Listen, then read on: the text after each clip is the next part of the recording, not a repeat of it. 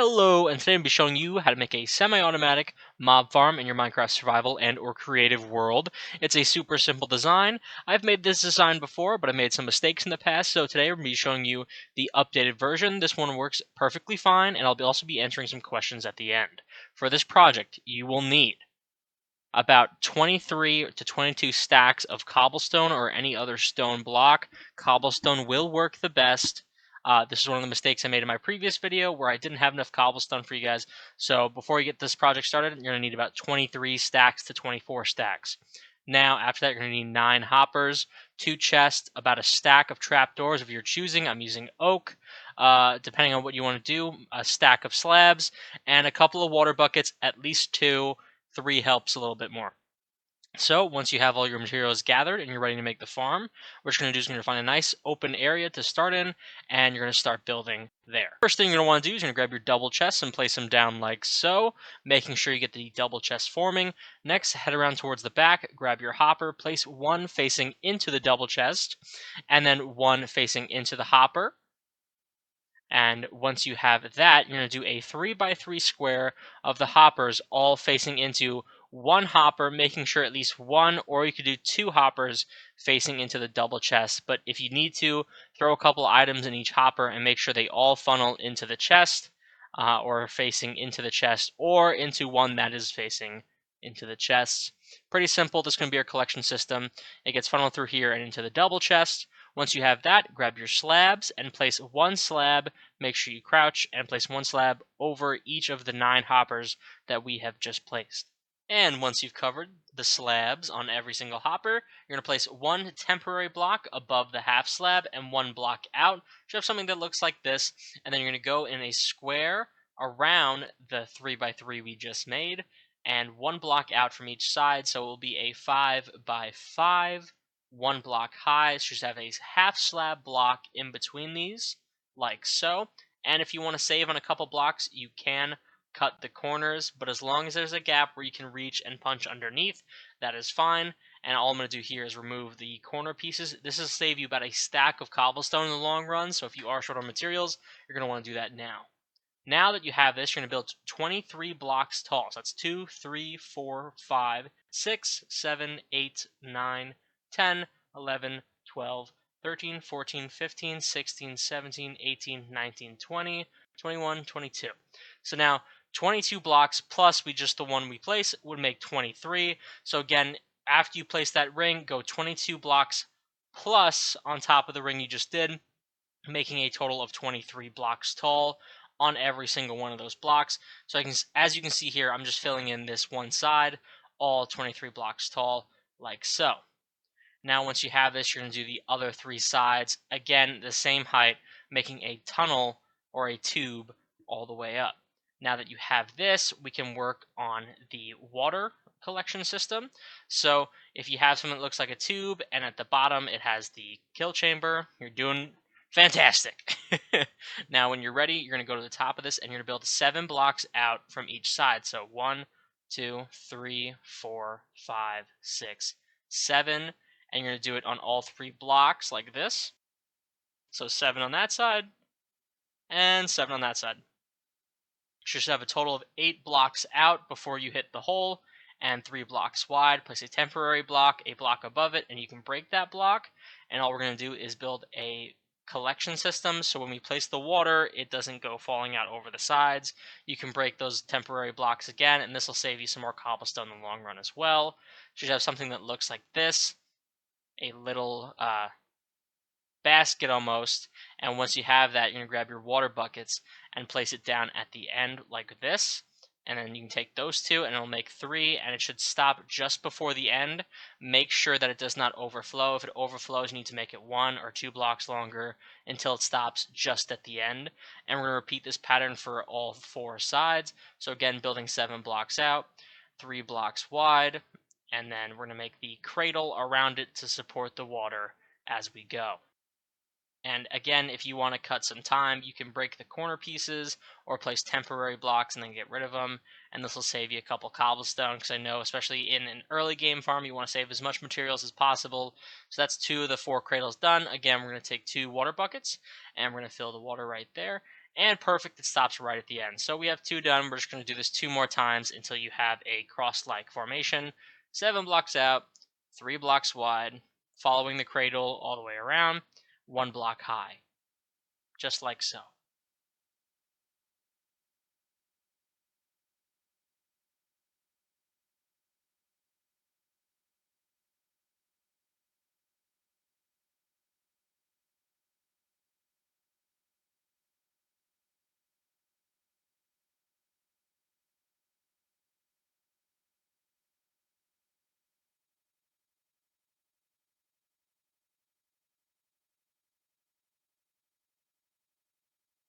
And as we finish the last cradle here and place the water in, you'll notice that all 4 sides are perfect. No water is spilling into the tube we just made, and we have a cross-like formation with all the water flowing towards the center.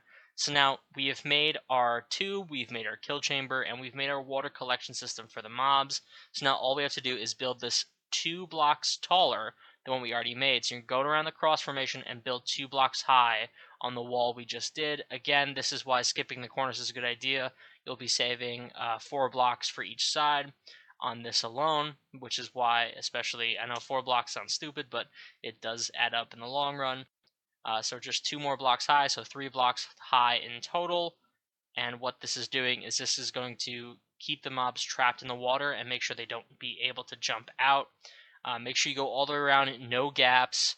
Again, you don't want to let any mobs out and no light in, just so the spawn rate is also more efficient. So it's going to be 3 blocks tall all the way around in the cross formation. And once we have that wrapped up right here, you have something that looks like this. And the reason being, again, is so when a mob comes and it falls in, it won't be able to jump out of the water at all. It'll be trapped, and the only way for it to go is down and get funneled into the chamber. So we now have a efficient collection system. What we're going to do is make a spawning platform for the mobs to spawn in. You're going to go to the edge of one of the corners of the cross on both and connect them straight out. So you have something that looks like a cube like that, and you do this on all 4 sides. So now once you do that one corner, I'm just going to do the all 4 sides here so you have something to look at, and it should be a perfect square all the way around. You have something that looks like this with the gaps in the middle, and now all we're going to do is we're going to fill in those gaps, so that way this is going to be where the mobs are going to spawn for this particular farm. And all we're going to do is fill this in. Pretty simple, nice and easy. And this is just one layer. You can do multiple layers for this farm, but I'm showing you how to do 2, or you can just do the 1. But we have this one corner right here, and again, you're going to go all the way around, fill in the 4 corners. So we filled in the 4 corners. You have something that looks like this with a giant platform and then the collection system in the middle. And now here's where the trapdoors come in. You're going to place the trapdoors, 8 trapdoors like so. And then you're going to jump over here, 8 trapdoors like so on all 8 sides. The mobs are going to walk off these trapdoors and fall into the water. The reason being is because the mobs are going to walk across these trapdoors because they think it's a full block.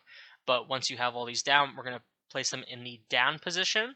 So they're going to go try and walk across these trapdoors, and they're going to fall and get collected right away.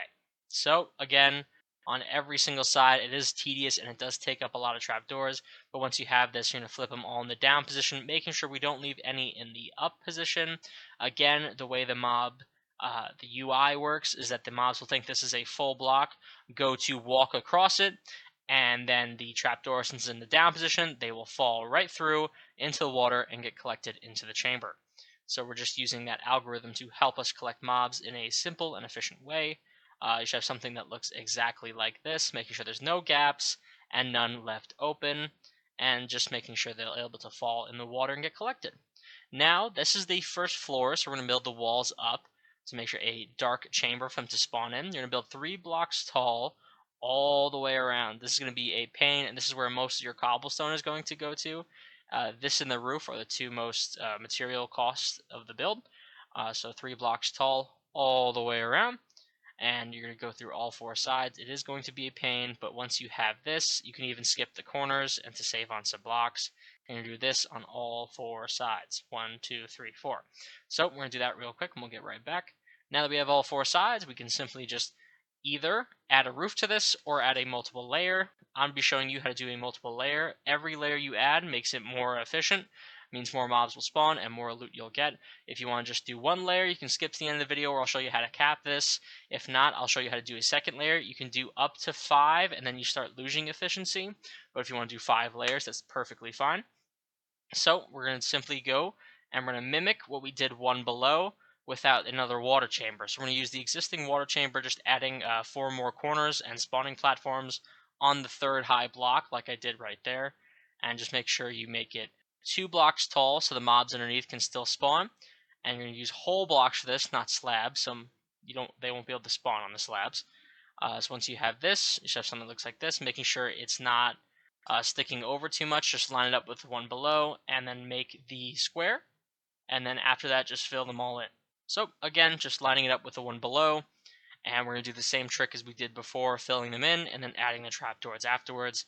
So we're going to fill this one in and take 2 seconds. And then once we're done with this, we can even add a second or third floor, I should say. But we're only going to do 2 for this video, so I'll just do this one real quick. So now that we have this half done, we're going to quickly jump into the other half. As you can see, pretty simple. They line up with the holes below, so you don't have mobs dropping onto the other layers. When they fall, they go straight into the water or straight into the collection chamber. And then we're going to add the trapdoors like we did with the one below. Same steps, just adding in another layer. You can do this as up to 5 high and with a 2 block gap in between, so they're still spawning. And then same as we did below, we're going to build 3 blocks high on all 4 sides. But after this, we're going to add the roof. If you choose to, you can always add around later, but we're just going to do 2, all 4 sides, 3 blocks tall. And now it's something as simple as adding the roof, where what we're going to do is you can take full blocks, if you want to use full blocks, and just put it on the 3rd block. Or if you plan on coming back, you can even do slabs. Slabs, I think, look nicer, plus you don't have to worry about mobs spawning on the roof, which will increase efficiency, so you don't have any mobs spawning up top. They're all going to spawn in the chamber. If you're doing slabs, you're going to place it on the 4th block tall, making a rim all the way around, and then filling it in. If you're doing whole blocks, you're going to do it on the 3rd block, covering the whole thing, and then it's easier later if you want to add a layer after. So if you're only doing 1 or 2 layers with plans of doing a layer after that, I would recommend doing whole blocks. But if you're not, half slabs definitely work.